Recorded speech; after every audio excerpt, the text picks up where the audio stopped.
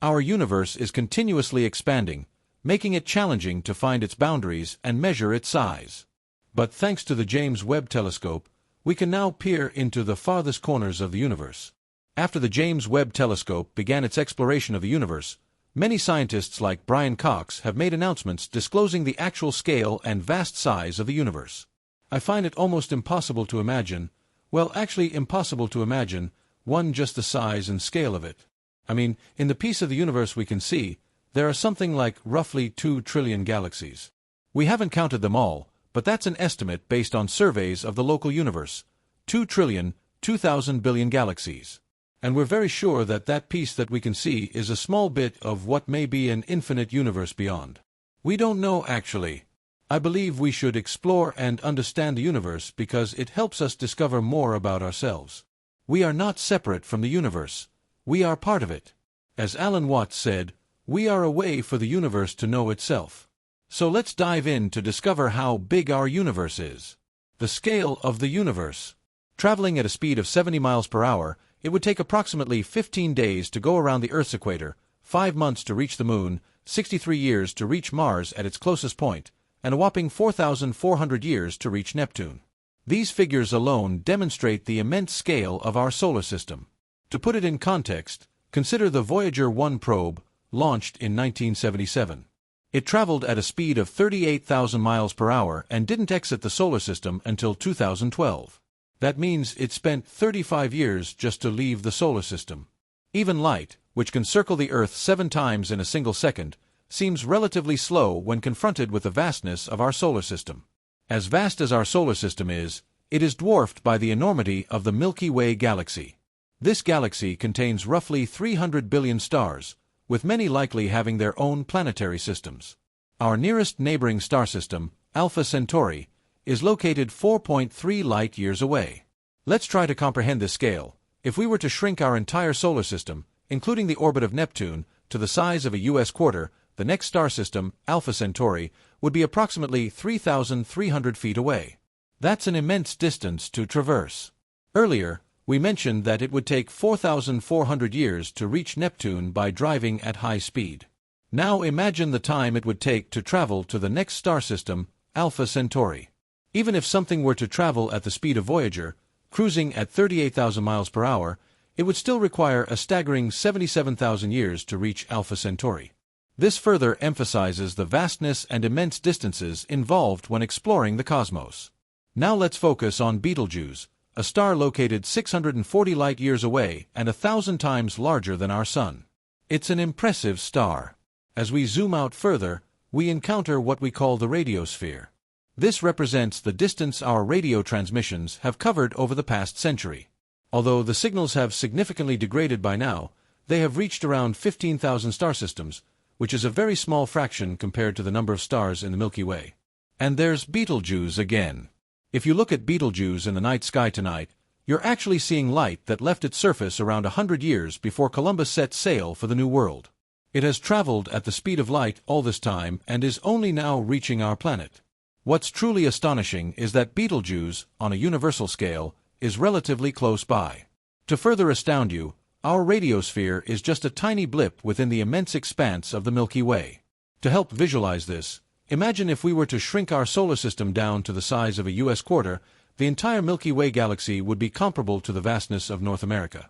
Within this immense region, there would be an additional 300 billion quarters, each representing various star systems and their planets. We are just one of these 300 billion quarters, floating amidst an unimaginably large number of stars and planets. Beyond our galaxy, there are at least 1 trillion more galaxies. Yes, 1 trillion. That's an incredibly large number. To help grasp its magnitude, imagine a collection of 1,000 cats, and suppose there are 1,000 such groups. So we have 1,000 groups of cats, each consisting of 1,000 cats. That would give us a total of 1 million cats. Now, to comprehend 1 trillion every single cat, remember there are already 1 million, would represent an additional 1 million cats. That's an astonishing number of feline encounters. 1 trillion is equal to 1 million, a million times. It's an incredibly vast figure. Our closest neighboring galaxy is the Andromeda Galaxy, situated 2.5 million light-years away. It's currently moving toward us at a tremendous speed. As it gets closer, our night sky will undergo significant changes. Andromeda itself contains about 1 trillion stars, and when it eventually collides with the Milky Way, which has 300 billion stars, the chances of individual stars from either galaxy colliding with each other are actually quite slim.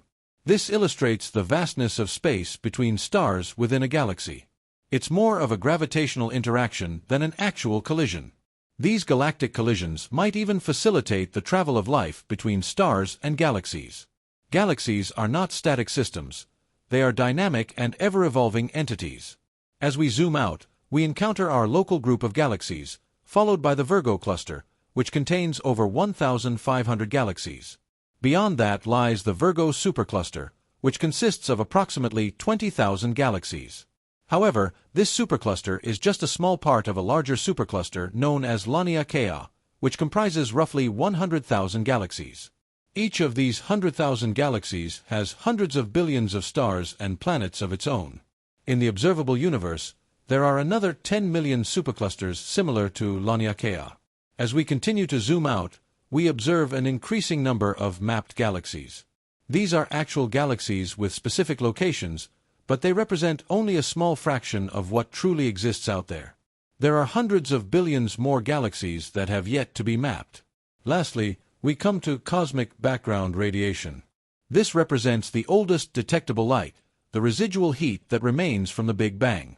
It serves as a remnant from the early stages of the universe's existence. The scale of the universe becomes even more mind-boggling when we consider the vastness beyond galaxies. There are regions in space known as cosmic voids, where matter is sparser compared to the rest of the universe. These voids are immense, spanning hundreds of millions of light-years across. They appear as vast expanses of seemingly empty space, yet they hold the potential for the formation of future structures and galaxies. As we delve deeper into the cosmos, we encounter cosmic filaments. These are colossal threads of gas, dust, and dark matter that stretch across billions of light-years, connecting galaxies and clusters of galaxies. They form a cosmic web-like structure, binding the universe together on its largest scales. The distribution of matter in the universe is not uniform but rather exhibits a cosmic web pattern. Vast clusters and superclusters of galaxies are connected by these cosmic filaments, creating an intricate tapestry that spans unimaginable distances. It is within these cosmic filaments and superclusters that galaxies congregate, interacting and influencing each other through gravity. The vastness of space provides an awe-inspiring canvas for the existence of countless celestial objects and phenomena. Supernovae, the explosive deaths of massive stars, scatter heavy elements across the cosmos, enriching the interstellar medium from which new stars and planetary systems can form. Black holes, with their immense gravitational pull, shape the evolution of galaxies and can release powerful jets of energy that reach far into space. In the depths of space, we also find exotic phenomena such as quasars, which are supermassive black holes actively feeding on surrounding matter and emitting colossal amounts of energy. These quasars can outshine entire galaxies and serve as beacons of the early universe, allowing us to study the cosmos in its infancy. Now the biggest question is, what lies beyond the observable universe?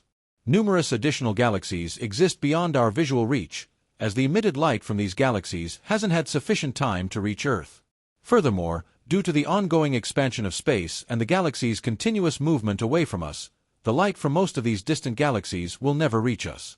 Consequently, these regions may forever remain inaccessible to us. How far does the universe extend? By drawing inferences from our current understanding of the laws of physics, the entire universe is at least 250 times larger than the observable universe. It is at least that much more extensive, and there are compelling arguments suggesting it may be even larger, potentially infinite. There is a broader perspective to consider. What is the nature of the universe, and what is our place within it? After watching this video, you might contemplate a couple of possibilities. Firstly, on this small, isolated entity on a remote planet in the vast expanse of space, I will live for several decades and eventually cease to exist. Or secondly, you might think, wow, I am a part of this unimaginably vast, potentially infinite universe that could be teeming with life. I am a part of something that I don't fully comprehend, something that eludes complete understanding. I am a part of this planet, a part of this point in space that is brimming with vitality. And from there, things can delve into the metaphysical realm. Within our present scientific knowledge, it is easy to feel isolated in the universe. We perceive ourselves as separate entities drifting on a small rock in an overwhelmingly lifeless cosmos. However, this perspective is outdated and needs to be revised. We must reevaluate certain fundamental assumptions and let go of these antiquated beliefs for our own sake and for the betterment of humanity. First, the notion that you are somehow disconnected from the universe must be dismantled. We are conditioned to perceive ourselves as individuals, distinct from the external world. Naturally, with such assumptions and beliefs, one would feel like a lost soul. However, it doesn't have to be that way. Although we may sense ourselves as independent creatures wandering around, we are not truly separate. We are not independent of the world we inhabit. We are intimately entwined, inseparable in a symbiotic relationship with the world. Humans and nature are intertwined and interconnected. We are, in fact, a part of it, a fragment of the whole. The universe is not external to you. You are encompassed by it. You are a manifestation of the universe, much like one of your skin cells is a manifestation of your entire body. We are an aspect of the universe, so it is illogical to isolate oneself and assert that you are a solitary entity surrounded by a vast, alien entity. You have emerged from that entity, and you are inseparable from it. If you ever feel adrift, remember that the same force guiding the stars also guides you. You are a product of nature, just as much as a star or a planet. If you resist this notion and only adhere to cold, empirical science, consider that we are all composed of the same fundamental particles. Or, as Carl Sagan eloquently put it, the cosmos is within us. We are made of stardust. We are a way for the universe to know itself. We are all interconnected, part of the same entity. Alternatively, if we wish to delve deeper, let us explore what quantum theory proposes. Everything in reality is composed of unified fields of fluctuating energy propagating through time and space. We are all part of this unified set of fields, indivisible from it. If the universe originated from a singularity, then every particle was once unified and capable of communicating with every other particle. You are the universe perceiving itself. The implications of this are profound. It means that the true essence of you encompasses everything you observe and much more. The second fundamental assumption that requires re-evaluation is our narrow conception of what constitutes life. The differentiation between living and non-living entities is purely a matter of definition. This division exists solely within our subjective understanding, which explains why there is such extensive debate surrounding the criteria for determining what qualifies as living. For instance, some argue that viruses possess life, while others contend that they do not. Our demarcation between the living and non-living continually shifts and expands. We previously believed that human beings were the sole intelligent life forms, but we have since broadened our perspective to include animals, insects, plants, and cells. And now we question whether viruses, bacteria, endospores, and DNA can be classified as living. In essence, there is no definitive consensus on the nature of life, as there is no distinct boundary that definitively separates the living from the non-living. While we have established definitions outlining the prerequisites for life as we currently comprehend it, our understanding remains incomplete when it comes to intelligence and the essence of being alive. What if life is more deeply ingrained and fundamental to the universe than our assumptions suggest? The universe is not merely a static and mechanistic material entity as we once believed. It does not consist of unintelligent matter aimlessly adrift. The concept of the universe as a mechanical apparatus emerged from Newton's ideas of a clockwork universe. However, we now recognize that the universe is not static like a clock. It is an ever-changing process characterized by movement and evolution. The universe bears a greater resemblance to an organism than to a clock. I am not implying that the universe is an organism per se. Rather, I am proposing that its behavior aligns more closely with that of an organism than a clock. Could it be possible that the universe itself possesses some form of intelligence, awareness, or a distinct type of consciousness different from our own? Is there a chance that the universe is alive in a manner that surpasses our limited perspective, eluding our comprehension? This notion can be likened to how a cell within our body remains unaware of its participation in a larger, more intricate entity. This concept harmoniously intertwines with the previous idea that we are not separate from the universe. If we, as intelligent and living beings, are interconnected with the universe, It logically follows that the universe itself may possess intelligence and life in a certain sense. From my standpoint, a living being cannot emerge from a lifeless universe. I will delve deeper into this topic in a forthcoming video. Undoubtedly, numerous arguments and counterarguments can be presented here, so it is essential not to dismiss these ideas outright. Doing so would perpetuate a cycle of being trapped within a fixed paradigm. Take some time to contemplate these concepts before impulsively reacting based on your belief system. This tendency to adhere rigidly to one's beliefs often leads to the rejection of alternative perspectives, so it is crucial to be cautious of such a pitfall. Challenging the beliefs that shape one's entire reality can be unsettling, but maintaining an open mind and a willingness to consider new information, even when it contradicts one's current paradigm, is vital. I am not trying to convert anyone. Rather, I offer an alternative perspective, a fresh viewpoint that may be unfamiliar to you. It's possible that this new perspective could resonate with you more than the traditional beliefs in a higher power controlling everything outside our universe or the contemporary worldview that perceives our universe as lifeless, mechanistic, and materialistic. Now, I'm not asserting the absence of a higher power. There could be various forms of higher powers guiding us. For instance, our planet possesses a greater intelligence than we had previously acknowledged when we reduced it to simplistic models. Our models are excessively simplistic to grasp and comprehend the true intelligence present in the planet, stars, and universe. It possesses a distinct type of intelligence that eludes our understanding. What we have done is taken something immensely intricate and, in an attempt to comprehend it, we created simplistic models to explain its behavior. Subsequently, when we examine these models, we conclude that's all there is. We have forgotten that we oversimplified everything. Now when we observe these simplistic models, we say this planet is rather simple and unintelligent, isn't it? But it isn't. We are the ones at fault for reducing a profoundly complex phenomenon, which surpasses our comprehension, to an oversimplified model and then assuming that in its entirety. We are only just beginning to comprehend the true nature of our planet. It's plausible that we inhabit an intelligent planet within an intelligent galaxy, which itself is a manifestation of intelligence beyond the physical universe. Our knowledge is limited, so we must remain open to all possibilities. We can engage in debates about these ideas endlessly, but ultimately, I believe we urgently require a new and updated worldview, one that doesn't perceive us as separate entities existing in a lifeless universe. Our worldview and belief system lie at the very core of our identity and shape our culture and values. Therefore, which worldview would better serve humanity moving forward? The one in which we perceive ourselves as integral parts of an intelligent and possibly living system, a worldview where each part is equally important, valuable, and deserving, each with its unique purpose and mission, all contributing perfectly in their own distinct way to the whole. Each of us experiences a brief sojourn through the cosmos, enjoying our individual journeys, and when our time here concludes, we return to the source, the greater essence from which we originated. Alternatively, should we embrace a worldview that portrays us as separate individuals in a lifeless universe, fostering a selfish us versus them mentality and instilling fear due to the belief that we are independent beings in a hostile world? I believe we can observe the implications of such a worldview, but I also believe it forms part of our evolutionary process.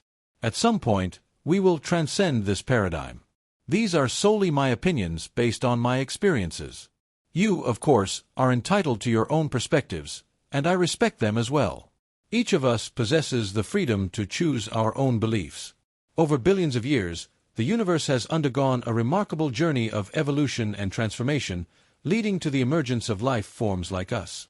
Though we may appear minuscule in comparison to the vast cosmos, we possess an extraordinary significance, much like everything else in the universe. In accordance with my belief, there exists an inherent intelligence within the universe. It is not merely an aimless collection of inert matter drifting randomly. Instead, a unified intelligence or consciousness guides the intricate workings of the cosmos, including our own existence. The illusion of separateness we experience is a product of our limited cognitive capabilities. When you came into being, you did not materialize as an isolated entity. Rather, you emerged from the universe itself. You are intricately woven into its fabric, and your birth symbolizes the universe giving rise to a conscious being. In essence, you are not separate from the universe. You are an integral part of it. This realization extends to all of us. We are interconnected, bound together in this cosmic journey. As the renowned astrophysicist Neil deGrasse Tyson aptly stated, we're all connected to each other biologically, to the Earth chemically, to the rest of the universe atomically. Not only do we exist within the universe, but the universe also resides within us. Therefore, it is vital that we treat every individual with love, respect, and dignity. As a species and as inhabitants of this planet, we must unite and support one another if we wish to ensure our survival. And I remain optimistic that we can overcome the challenges that lie ahead. Let me conclude with a poignant quote from Carl Sagan, who eloquently expressed, "The cosmos is within us. We are made of star stuff. We are a way for the universe to know itself." These words remind us that we are intimately connected to the grandeur of the cosmos. Our existence is intertwined with the very fabric of the universe, and we serve as a means for the universe to comprehend its own vastness and complexity. Embracing this profound interconnectedness, let us strive to fulfill our potential, individually and collectively, as we navigate the mysteries of existence.